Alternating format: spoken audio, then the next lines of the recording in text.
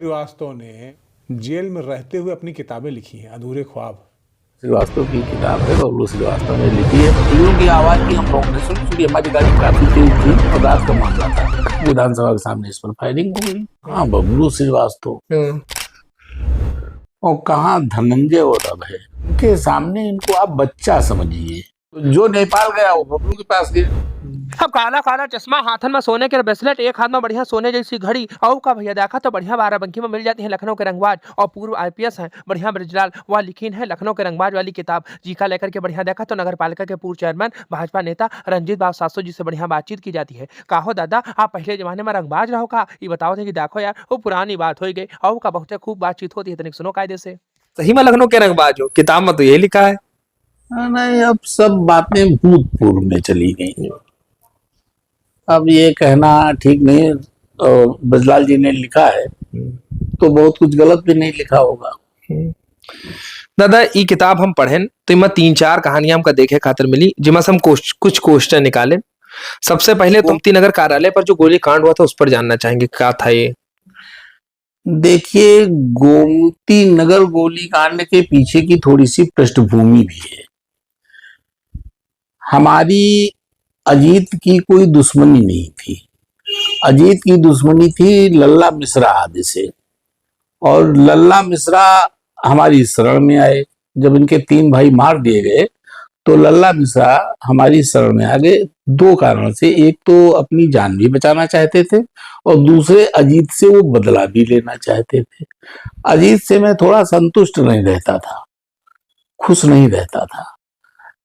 और खुश इसलिए भी नहीं रहता था, अजीत बेगुनाहों की हत्या करवा देना, बेगुनाहों को मार देना, और थोड़ा सा बबलू से भी इनका मनमुटाव था। सुरेश जायसवाल की इन्होंने हत्या कर दी थी, तो हम लोग थोड़ा सा बबलू की वजह से भी इनसे थोड़ा चिढ़ते थे, इसलिए मैंने उनको पनाह दे दी।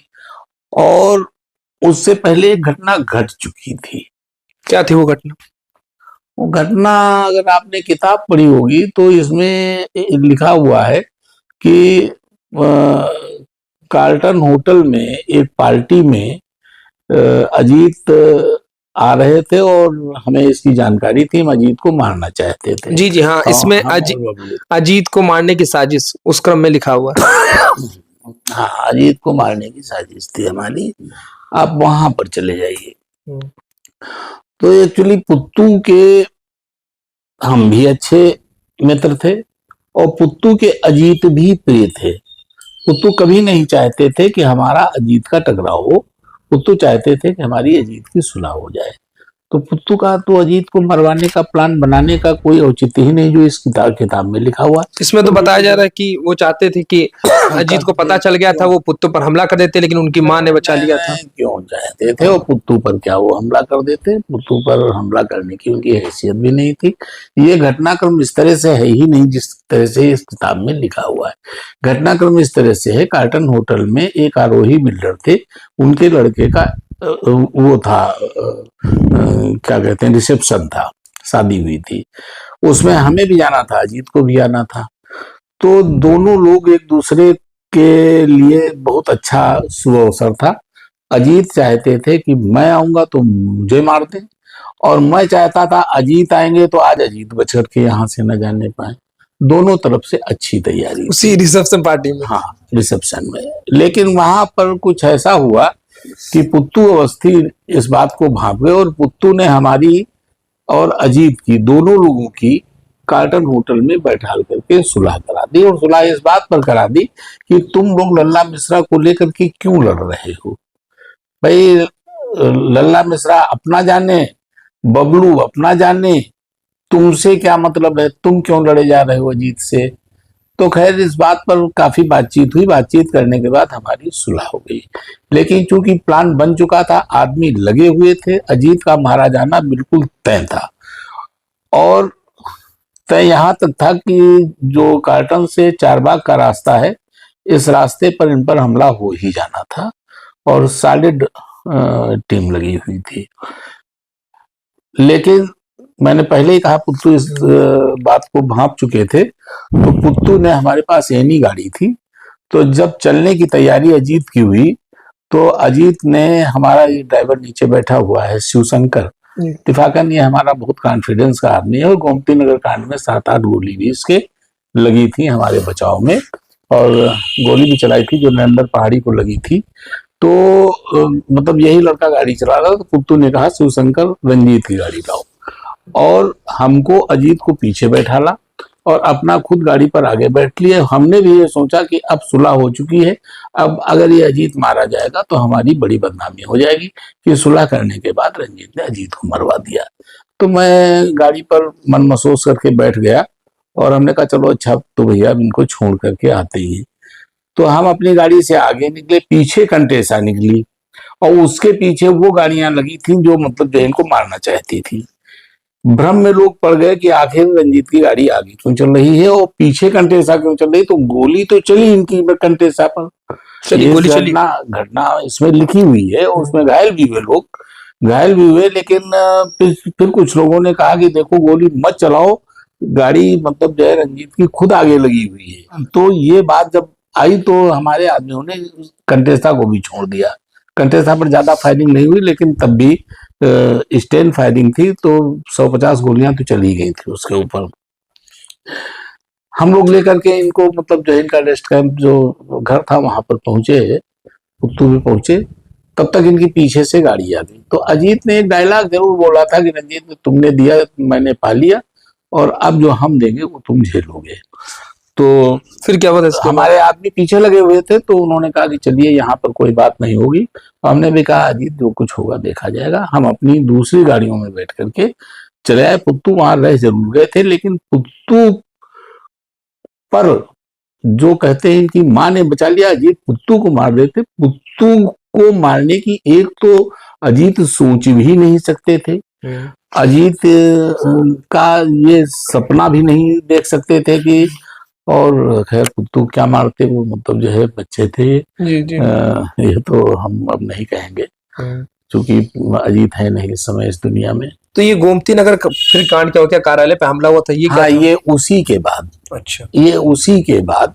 और रह गई इसमें जो लिखा हुआ है कि बबलू साथ में थे हमारे। हाँ। बबलू दुबई में थे, और मैं भी मतलब गोली चलाने में नहीं था, हमारे आदमी थे। हमारी गाड़ी में तो अजीत खुद बैठे थे, और गोलियों की आवाज भी हम लोग नहीं सुनी, क्योंकि हमारी गाड़ी काफी तेज थी और रात का मामला था, करीब 12-12:30। क्या हुआ था जरा बताइए इसको। ये गाड़ी बस निकली और विधानसभा के सामने ही, ठीक विधानसभा के सामने इस पर फायरिंग हो गई। कितनी गोलियां चली थी कम से कम? वो तो इन्होंने खुद ही लिखा कि सैकड़ा चल गया होगा। मैं क्या बता। अच्छा, एक किताब में और जिक्र है राम गोपाल मिश्रा जी का। इसमें बताया जा रहा है कि राम गोपाल मिश्रा, क्या आप और बबलू श्रीवास्तव दोनों गुर्गे थे, सदस्य थे गैंग के? ये इनकी पुलिस की डायरी है। ब्रिजलाल जी की किताब पुलिस की डायरी है, ये सत्य नहीं है, सत्यता पर आधारित नहीं। ये बच्चू महाराज से लेकर के जितनी भी घटनाएं इन्होंने लिखी है सब पुलिस की डायरी पर है। सत्य इससे ज्यादा दूर है, सत्य है ही नहीं, ये किताब ही सत्य नहीं है। चाहे बच्चू महाराज का जिक्र इन्होंने किया हो, शंकरा पहलवान वगैरह के नाम, जो एक राजा राम प्रधान की हत्या, राजा राम प्रधान पर जो गोली चली थी उसमें सिपाही मरा नहीं था। इसमें हमें बबलू को नामजद उन्होंने कराया था दुश्मनी में राजा राम प्रधान ने, लेकिन उसमें सिपाही मरा नहीं था, दोनों घायल हुए। क्या थी वो राजा राम वाली कहानी जरा बताइए। राजा राम का बबलू का ठेकेदारी का मामला था, मतलब आदमियों ने अटैक कर दिया, उनके ऊपर मिल गए। उस समय तो ये होता था, सड़क चलते आदमी जो मिल जाता था रास्ते में, वो घुमा करते थे दोनों के लोग। हमारे भी लोग घुमा करते थे, बबलू के भी लोग घुमा करते थे, उनके भी लोग। तो खैर उनकी हिम्मत नहीं पड़ती थी, हमारे लोग ये जहाँ पा जाते थे इन लोगों को, वहां पर मतलब जो है तड़ी पार हो जाते थे। जहाँ गोलियां चल जाती थी, वो जहाँ पर दिख जाते थे वहां हो जाता था। वो कोई मतलब वो नहीं था कि कोई ये देखा जाता हो कहाँ पर। तो चारबाग में एक राजू मिश्रा हत्याकांड हुआ था, उसका भी जिक्र, दिन दहाड़े गोलियां चली रहा। यही मैं बता रहा हूँ, अजीत ने राजू मिश्रा और लल्ला मिश्रा के 3 भाइयों को कत्ल कर दिया था। उसी के अजीत के भय से ही लल्ला मिश्रा मेरे पास आए थे, और लल्ला मिश्रा ने हमसे पनाह मांगी, और चूंकि मस्जिद से थोड़ा चलता था इसलिए मैंने पनाह दे दी थी उनको। इतना हुआ। उनका एक भाई, हमारे जो गोमती नगर का अटैक हुआ था पप्पू मिश्रा, उसमें एक भाई उनका मारा गया था, इस किताब में लिखा हुआ है। अच्छा, ये सब बातें हो रही तो आजकल आप देख रहे हो जय सिंह, अभय सिंह एक दूसरे पर पलटवार कर रहे हैं, मीडिया में बयान दे रहे हैं, तो इसमें बबलू श्रीवास्तव का जिक्र हुआ, आप इसको कैसे देख रहे हैं? ऐसा है कि कहाँ बबलू श्रीवास्तव, और कहाँ धनंजय और अभय।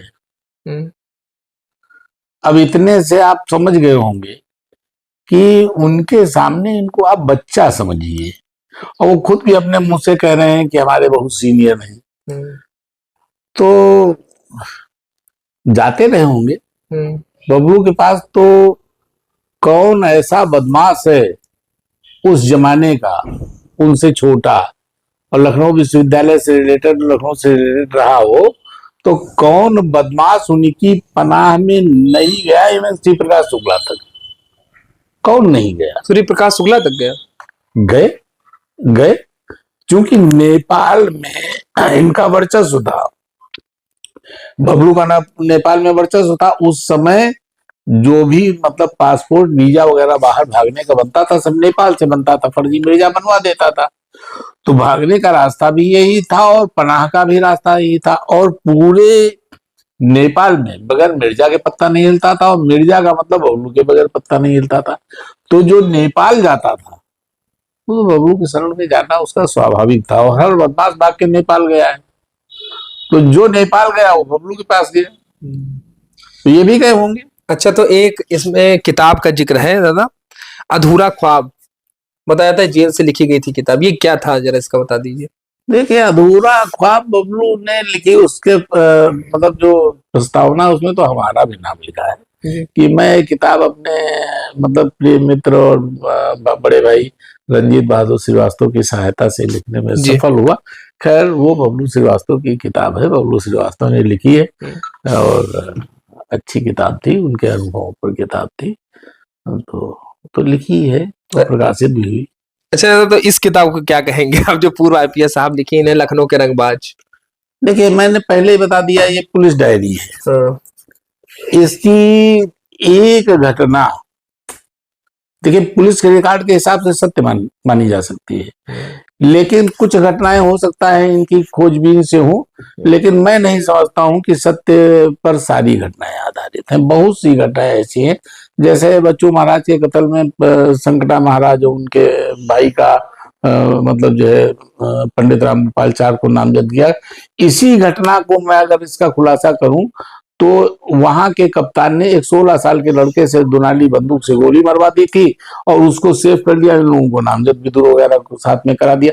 घटनाएं गलत इन्होंने लिखी, कितनी घटनाएं मैं बता दूं, मतलब जो है जितनी घटनाएं इन्होंने लिखी हैं, कितनी घटनाएं इन्होंने, हाँ ये है कि इन्होंने पुलिस डायरी से लिखी। तुम अब पुलिस डायरी से लिखी तो ये तो कहेंगे पुलिस डायरी में है, तो सत्य मानी जाएगी, लेकिन सत्य से बहुत परे है। तमाम बदमाशों की कहानियां इसमें सत्य से बहुत परे हैं।